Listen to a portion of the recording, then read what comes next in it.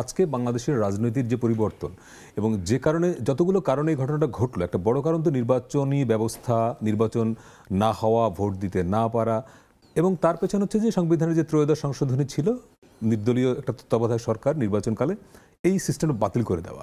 এবং যেই তত্ত্বাবধায়ক সরকার ব্যবস্থা এসেছিল কিন্তু একটা এক ধরনের বিরাট রাজনৈতিক আন্দোলনের পরিপ্রেক্ষিতে, অর্থাৎ ওটা তো জনদাবি ছিল, কিন্তু সেইটা তো আবার আদালতে বাতিল হয়ে গেল। তো এবং এটা একটা মহা একটা বিচার বিভাগীয় একটা জোচ্চুরি করা হয়েছে।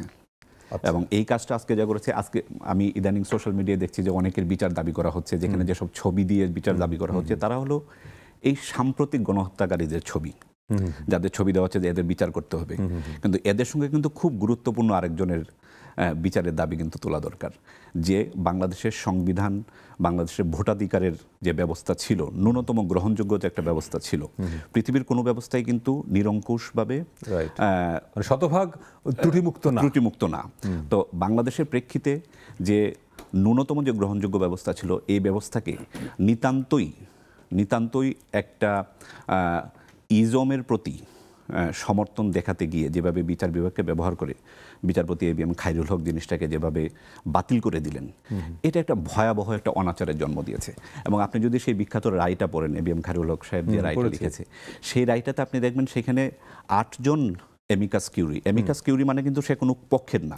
এমিকাস কিউরি মানে হলো নিরপেক্ষ তৃতীয়, খুবই জ্ঞানী গুণী গ্রহণযোগ্য আইনি পণ্ডিত বা জুরিস্ট, তাদেরকে আবেদন জানিয়ে বলা হয় যে আমরা একটা খুব জটিল আইনি সমস্যায় আছি, আপনারা এসে পরামর্শ দেন। 8 জন এমিকাস কিউরির মধ্যে 7 জন এমিকাস কিউরি একদম দ্বিধাহীন ভাষায় বলল যে এক ভয়াবহ অনাচারের জন্ম দিবে আপনারা যদি তত্ত্বাবধায়ক সরকার ব্যবস্থা বাতিল করে দেন। মানুষের ভোটাধিকার থাকবে না, একনায়কত্বের উত্থান হবে, স্বৈরাচারের জন্ম দেবে এবং দেশ ভয়াবহ বিশৃঙ্খলার মধ্যে পড়বে। আপনি 2011 সালের সেই রায়টা এবং এমিকাস কিউরিদের বক্তব্যগুলো শুনলে বুঝতে পারবেন, মনে হচ্ছিল তারা যেন 2024 সালের কথাই বলছিল। সবাই এটা বুঝতে পেরেছে, শুধু একমাত্র বিচারপতি। এবং আপনি শুধু রায়ের ক্ষেত্রে, এরপরে যখন 2011 সালে পঞ্চদশ সংশোধনীর মাধ্যমে এটা ইনক্লুড করা হয়, মানে বাতিল চূড়ান্তভাবে করা, তখনও কিন্তু ওইখানে বিশেষ কমিটিতে যারা পরামর্শ বা কি বলা যায় সাবেক বিচারপতি, আইনজ্ঞ, এমনকি পত্রিকার সম্পাদক, সুশীল সমাজের যারা গিয়েছিলেন, ওইটাতে আমি কভার করেছি, অধিকাংশই কিন্তু পক্ষে ছিলেন। আমি আপনার বই থেকে উদ্ধৃতি দিই। আপনি পঞ্চদশ সংশোধনের উপরে সবচেয়ে গুরুত্বপূর্ণ কাজ করেছেন। আপনি যে বইটা লিখেছেন এটা একটা ঐতিহাসিক দায়িত্ব পালন করেছেন, এবং সবচেয়ে গুরুত্বপূর্ণ বিষয় হলো আপনার বইটা সুপ্রিম কোর্টের পরবর্তীতে খুব গুরুত্বপূর্ণ রায়ে কিন্তু আপনার বই থেকে উদ্ধৃতি দেওয়া হয়েছে, রেফারেন্স দেওয়া হয়েছে।